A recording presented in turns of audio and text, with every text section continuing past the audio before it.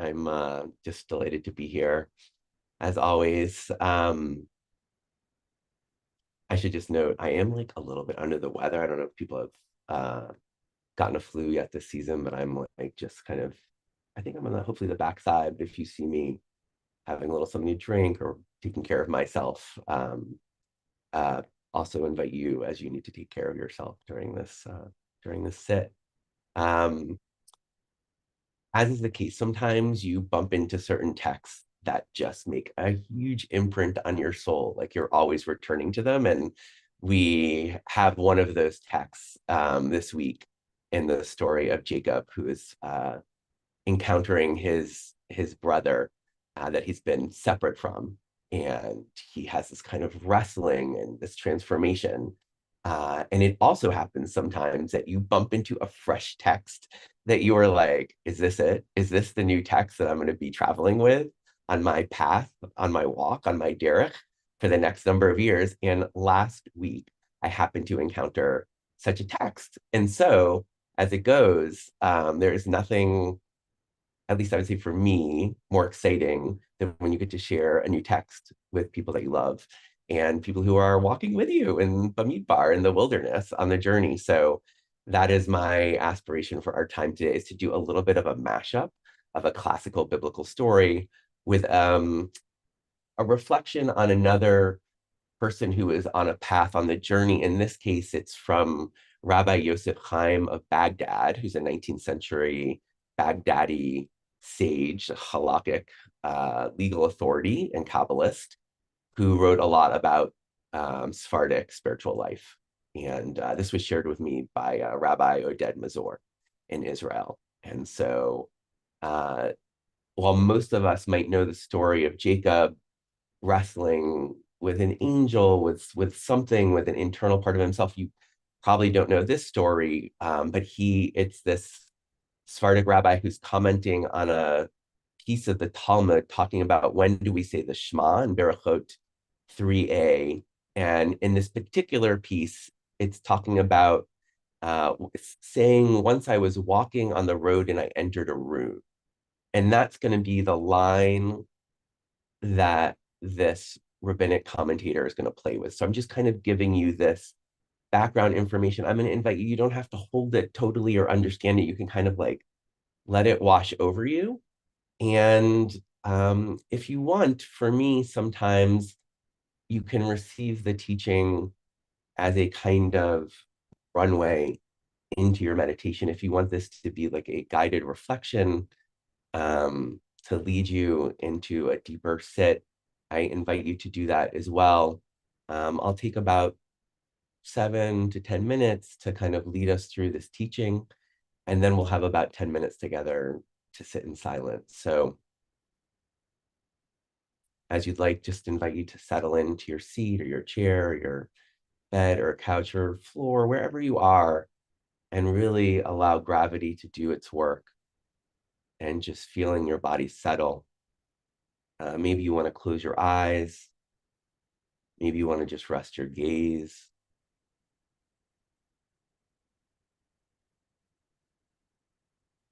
You might even want to just roll your shoulders back, open up your chest, and draw in a deep, nourishing breath, and just hold it for 2 beats, and then slowly releasing it through your mouth. And letting your body even sink, settle a little bit deeper. Maybe we'll do that one more time, rolling our shoulders back, drawing in a deep, nourishing breath and holding it for 2 beats.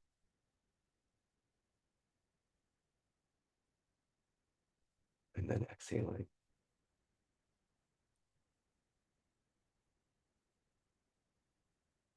Maybe at this point you have your feet on the floor and your hands resting on your lap, or one hand resting in the other, and just feeling your spine being supported, but not rigid. Meeting your body as it is with love and compassion. Maybe taking a moment to notice just whatever sounds you're hearing from the street or the birds or your heater. just taking awareness of our surroundings, and then slowly shifting our attention to the rising and falling of the breath in our body. Or maybe there's another anchor you like to use, whatever works for you.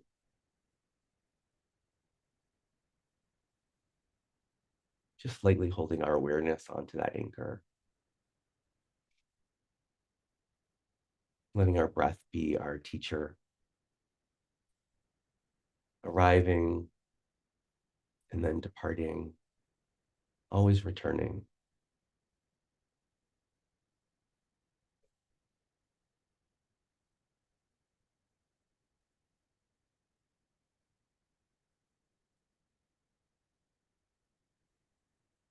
Settled, we can now engage the story of Jacob.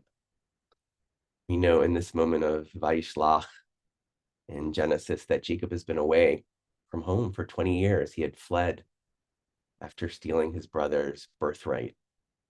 And he built a life for himself, family, wealth, status. And now he is coming back home. And on his way, he hears that Esau is coming towards him with 400 men.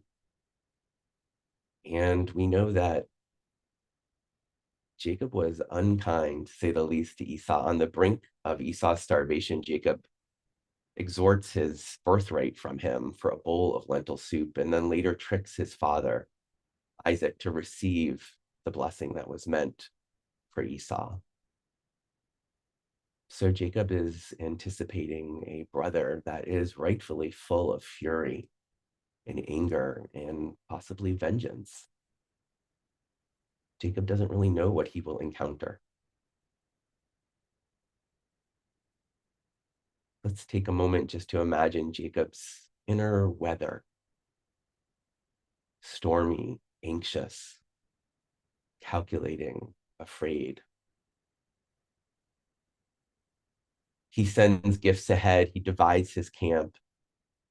He does everything he can to manage the danger. And then we read, Vayivater Yaakov levado. Jacob was left alone. And we ourselves might just imagine ourselves alone on this road, between where you've been and where you're going, between who you have been and who you are becoming. And maybe for you, you can just think about, what is that road that you are on right now?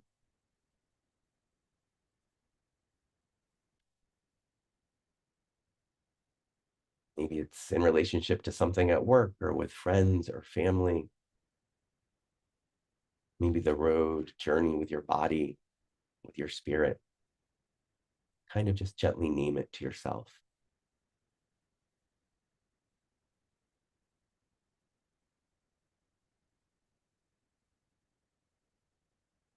And just with compassion, notice where that resides in your body.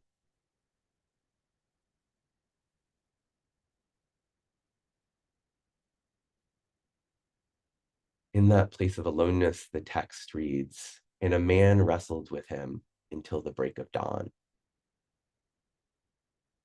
So linger for a moment with the struggle you are in the middle of. Maybe not the biggest story of your life necessarily, just something that's real for you right now in this moment, on this day, during this sit. Place where you feel conflicted or stretched, unsure, tested.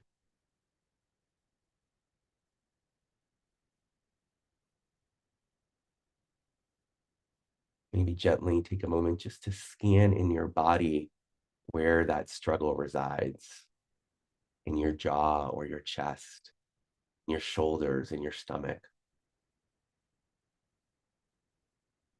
See if you can simply just notice it with a bit of curiosity and compassion.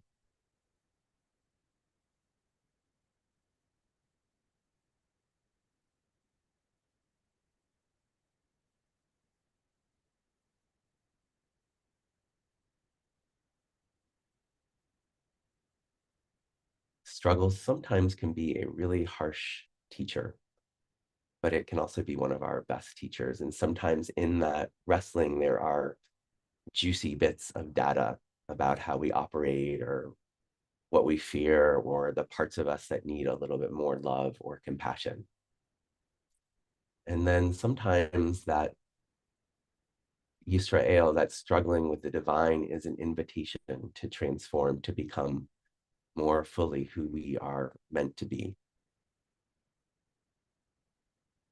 Sometimes that pulls us away and eats our energy, and sometimes it can deeply nourish us.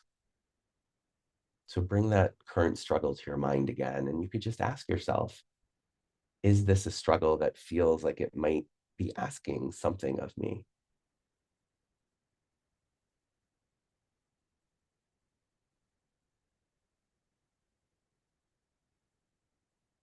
Or maybe it might feel like this struggle is a drain, or my beloved friend Jill Birnbaum, of blessed memory, would say that you're just grinding over it.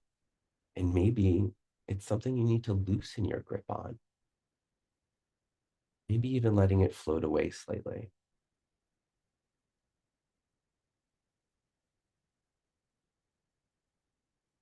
You don't have to have a clear answer on this, just noticing what arises when you ask the question.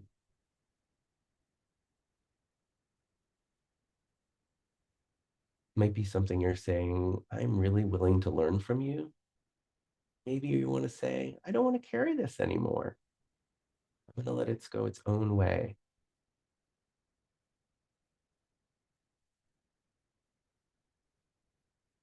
So, with this invitation of being on the road, of being on the struggle, I want to bring in this voice of Yosef Chaim of Baghdad. He talks about two kinds of travelers on the road. One is called Ovrei Derachim, those who pass on the road. And these are the people who just want to go from point A to point B. Their only concern is to arrive at their destination. They hurry and they rush and they push through. The road itself is just an obstacle between them and their goal.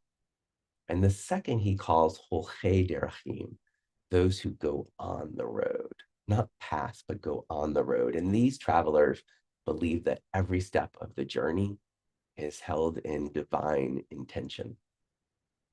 Wherever the sole of their foot lands, that there is some holy spark to notice or to lift up, a person to encounter, a truth to hear, a piece of themselves to meet with more honesty. They think they're traveling for business or family or work, but on a deeper level, the journey itself is sacred work. So now take a moment just returning, anchoring into your breath, maybe noticing the rise and fall of your chest or the air, cool air coming in through the tip of your nose and warm air leaving. And you can just gently ask yourself, on the road I'm on right now, am I more of an Ovrei Derachim, just passing through, head down, pushing to get over with? Or even just a little, am I one of the Holchei Derachim, someone who's willing to believe that even this stretch of road, this struggle, might hold holy sparks for me? Again, there's no right answer. One is not necessarily a higher value than the other. Just noticing where you recognize yourself.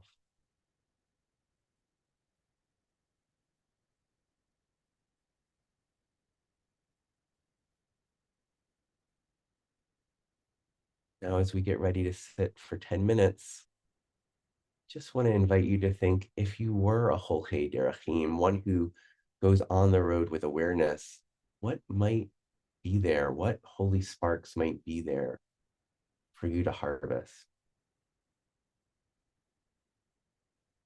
This is one of the gifts of slowing down, of being in the moment, of being in our body, being in our breath. Just exploring if there's some small invitation hidden in this moment to notice, to soften, to speak truth, to ask for help.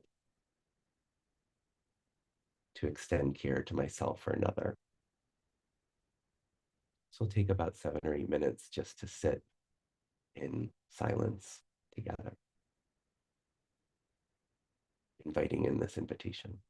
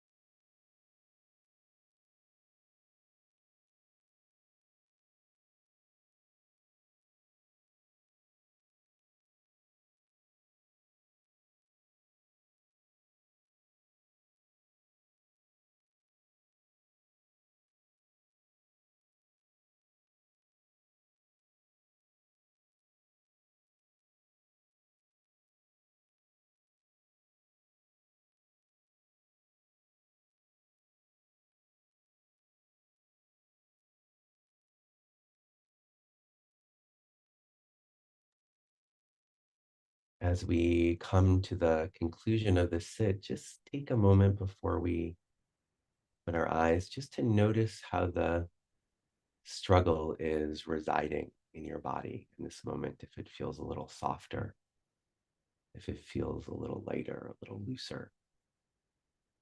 And if you were to say to your struggle, like Jacob says to the mysterious being, I will not let you go unless you bless me, what blessing might you be asking for in this moment? And just take a quiet moment inside and name that blessing. Maybe it's, may the struggle teach me. May this difficulty grow me. May I learn this particular thing. And let that heart form the sentence it needs to hear.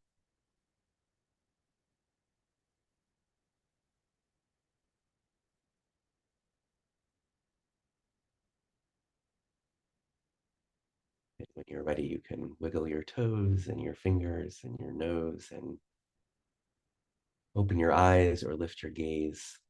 And may it be the gift of our time together with each other, of this energy, of our love, of our hearts, of our walking together on this path, that we are able to be both Ovrei Derechim, just getting through it all, because sometimes that's what we got to be doing. And sometimes we can be Cholchei Derechim on this path together with just like a little bit more awareness about how hard all of this is and elevating the holy sparks. May it be so. In the here out zone. Thank you so much. Oops. There we go. Thank you so much, Rabbi Benjamin Ross. Beautiful teaching, beautiful practice. We seal it as we do each day with the Mourner's Kaddish. I want to begin today just by, for those who are not reciting Kaddish, invite you to please stay present and bring that same attentiveness and concern and focus to those who are in mourning or observing a yard site, or for whom it's the practice to join in the Mourner's Kaddish. You can put the name or names of those you're honoring today in the chat now, or after we recite the Kaddish together. And thanks to Harry for sharing the words on the screen. If you're joining me, please rise in body or in spirit, and you can unmute at this time. Yitkadal b'tada shemei Rabba. Yalmad v'yod timatei v'yamlich ma'aseh. Hayechom v'chaye t'chol beit Yisrael. Hagala u'zman kariv v'imru amen. Yehi shemei Rabba barach la'olam. Barach v'yishtabach v'yishtamar v'yitral v'yitnaseh. V'yigdal v'yitoled v'yithalal shmei t'kedusha v'yichu. La'ela mimcha birchata v'shirata v'chata v'nechemata ba'amiran ba'alma v'imru amen.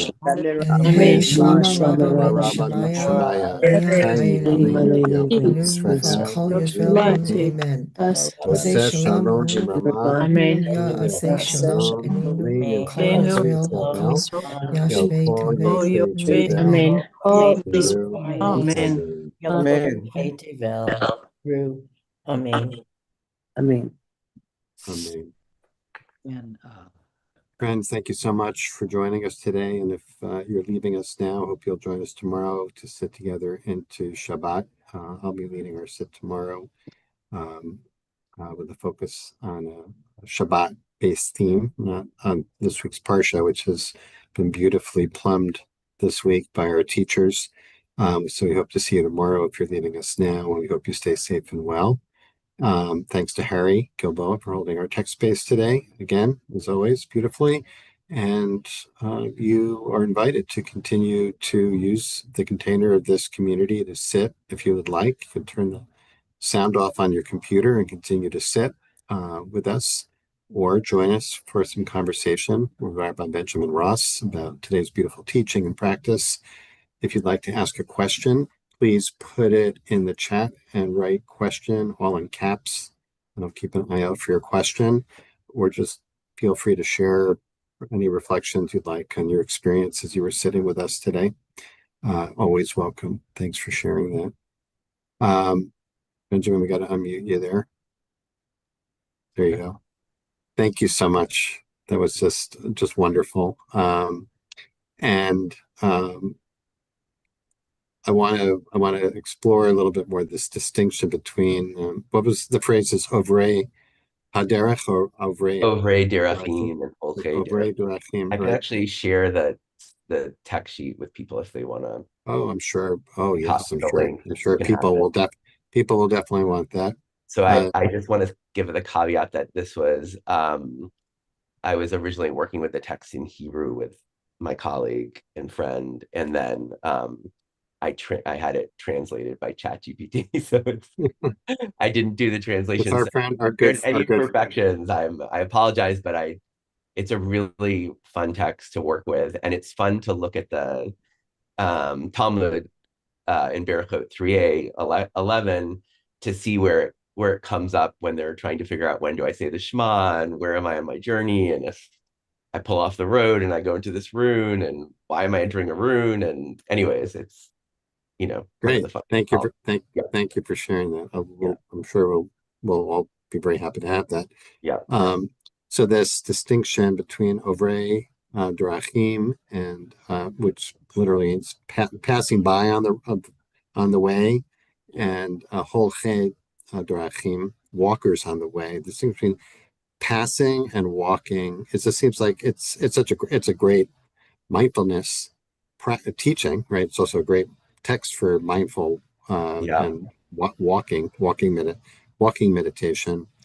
Um, do you, we spend so much of our waking hours in that former category of, getting from point A to point B, Yeah. um, not really paying attention. Do you what do you have a sense of a goal here that we should not be in that category? We should always be Hoche Drachim. You know, I we mean, might it might slow us down a little bit, but I don't know if you ever heard the story of Eckhart Tolle, who's, has the book The Power of Now, I think, right, and right. I guess that he sometimes would end up sitting like on a park bench for just like hours, and he would just miss all his appointments because he was so dialed into being present in the moment that he just like Mhm. couldn't track anything else. So he had like helpers that would like take him by his elbow from one meeting to the next because he was so dialed in. So, I mean, I think most of us just don't live in a world that's possible. We haven't constructed a world like that. And, I'm always a little hesitant. I think it could be easy to give, say one is good or one is bad or one is elevated and one is low. And I worry a little bit about that. I think they're both so part of our lives. And sometimes like when you're, you know, going down the steps, you just really need to be kind of going. You don't, you want to be attentive because you don't want to fall, but sometimes you're just kind of doing the thing. You can't stop and be fully aware of everything happening all around you and lose ourselves. So I think what's interesting, there's many interesting things about this because I think so much of our tradition is about halacha and the derech and being on the path and Mhm. Right. where are we? Are we on it? Are we off it? But it's also like who's deciding? Who's deciding what the path is? I think is also a big part of our conversation. So um, they're both true, and I guess I think we have awareness that sometimes we just need to get from one place to another to arrive at the destination, and can we also, when we're able, just to be a little bit more attentive to being on the journey. It also reminds me a little bit of the conversation I had yesterday with Jenny Solomon when she led our sit. The theme of which was sufficiency, having a sense of being Mm, enough, having enough, yeah, and things being enough, juxtaposed with the traditional Jewish sense of it's not enough. The world is not, the world's not enough. We need to work at it and prepare it, etc.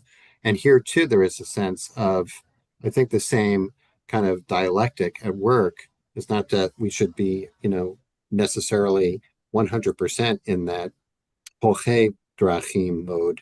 yeah, And sometimes, we need to keep moving along and get from place to place.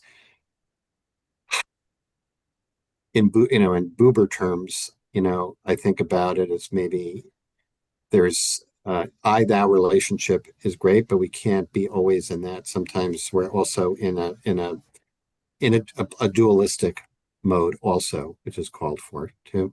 That we're trying to do both at the same time. So I think people really touched, I was too, by that question in the midst of the set of um, what is the blessing that the struggles are trying to offer us. Yeah. Um, and I want to just push you a little bit on that in case anybody, I didn't have this experience, but maybe somebody, I know people sometimes will have the experience of saying, well, what do you mean? You mean this is supposed to be meaningful? There's because the struggles range from anything from really horrible things to, you know, I stubbed my toe and it's really annoying me today. Yeah. But the hard struggles, serious illness, etc., loss, blah blah blah, all those really difficult categories. Um,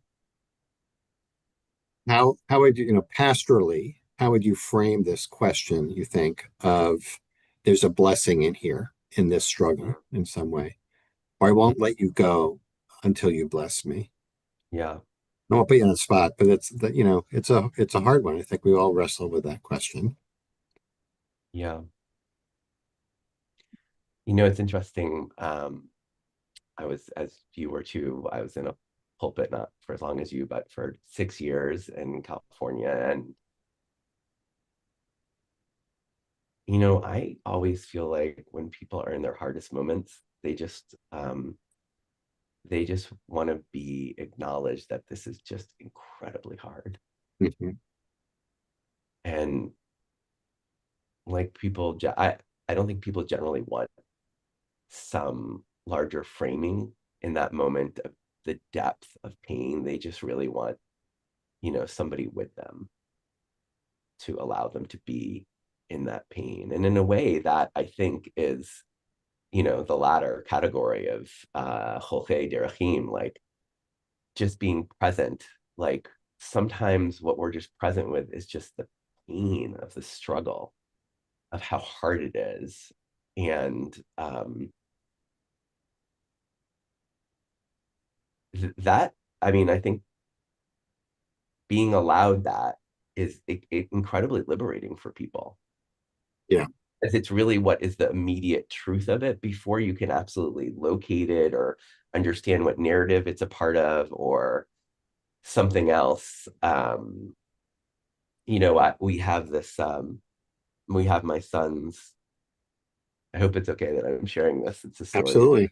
Absolutely. No, I'm not asking you. I'm not thinking about my Right. wife, but I think it's okay. But my son's bar mitzvah is coming up, and there's been a couple moments, as it is when you're planning a big event, that you're like, you can all of a sudden, like an emotion can just over something that is not that big of a deal. Like we hosted Thanksgiving. I gave away a lot of some of the sides, and my wife was like really upset that I didn't save more of the rutabaga mashed potato combo thing. My son got really upset that I was saved. She got like emotional about it.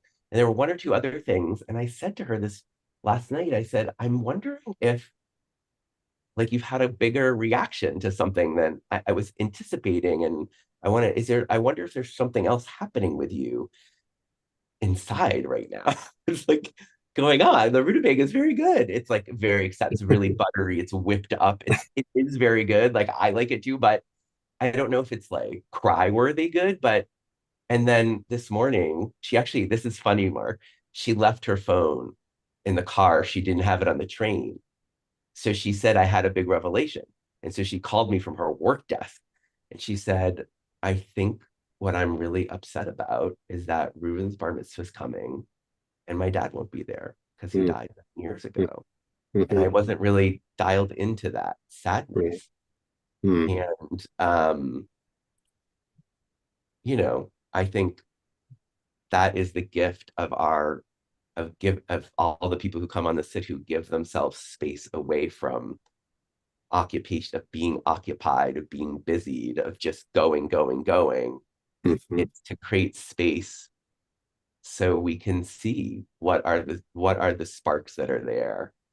And I mean, I think like on a good day, I want to believe like I can be insightful or I can notice, but I mean, I think generally it's just like how can we be present with people Yeah. so that they can have space for that revealing to happen. Yeah. You know? That's beautiful. And thank you for sharing. I hope it's okay. Hopefully I won't get in I trouble. imagine, I I don't imagine know. it'll just between us Yeah. and the He other never watches seven anything people I do here. anyway, so it's Right. fine. Okay. We're cool. Yeah, But I think that's a beautiful answer. It's a beautiful response. And, in keeping with what Lori is saying in the chat, that the blessing might be in the midst of the struggle to admit that something is really hard yeah, and to say that, or in case of like the story you just said, just to say like, yeah, oh, oh, there's a real sadness here. And the blessing is acknowledging that it's not that, oh, yeah, there's something, there's some, silver lining here, right? It's not about the silver lining. Although there might be an insight or a growth or transformation that comes out of the struggles. yeah, Um, we don't need to force that. We can just begin with the blessing of being in reality, as hard as it might be. yeah. And so thanks for that example. I want to, it's like we only got 4 minutes left, but maybe you can, I do want to, I don't know if you can make a connection between today's teaching and the Amen Center, but I don't want the time to pass without you saying a few words about what it is that you're doing and what the Amen Sure. I Center mean, is. I think, I think mostly the Men's Center is about humanizing our experience in the world and centering relationships and putting leadership formation and the experience of our becoming at the center of both kind of community organizations and congregational life. And in a way, I think it used to be maybe more of that. It's become such a production and often staff driven and a small number of leaders who really get burned out and clergy who often feel very isolated and don't really have the training or skills to be scouting and cultivating leaders or helping the teams or committees be really purpose driven in places of building relationships and co-creation and working those muscles of uh, their own power and agency to be creators and actors in the world. And I think congregations at their best are like one of the few places in our civic society where you get to do that. And Mhm. we really need our civic institutions, particularly congregations and community groups, to be thriving in this moment as democracy is really in peril. And so the Amen Centers, it's a multi-faith effort. And we also do training with community organizing groups to really help them sharpen this capacity to scout and cultivate leaders and build purpose-driven teams and center leadership formation at the heart of congregational life. So that's our work, and we do cohort models and trainings, and we're just trying to think about how we capture some of the learnings and create resources online to do it more at scale. But we're just entering our 5th month of existence, so just kind of getting our toes wet. Right. That's really fantastic. So kol hakavod on Yeah. the birth, and may it grow and flourish. And I do want to bring your attention, Anita, who, and among others, who sometimes, including Joanne Fink, who sometimes artistically, um, interpret our sits. Put a beautiful, if you scroll up in the chat, you'll see Anita's incredible work of representing graphically today's teaching and practice. I want to encourage people to download that.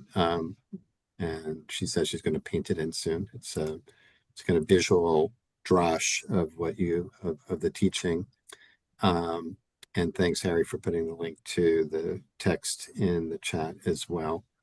Wait, can I get a copy of that? I feel like I want the Yeah. can I get a signed original. Oh, That's gorgeous. it is. I It's love it. pretty. It's I want that amazing. on my wall. I have space. I have space. It's I love coming. that. Thank you, Anita. There'll be a bar mitzvah gift for you. Bar mitzvah Okay. gift. Okay. All Looking right. forward. Thank you. All Thank right, you, all of Benjamin. you. Thank you. Thank you Yeah, so much. Really was exquisite, yeah, exquisite teaching today. Thank you so much. And I see yeah. a lot of gratitude in the chat as well. And thanks to Harry, to each of you for being here. Hope to see you tomorrow. Looking forward to sitting into Shabbat with everyone together tomorrow. And until then, be safe and well. Many blessings, everyone. Take care. Good Shabbos.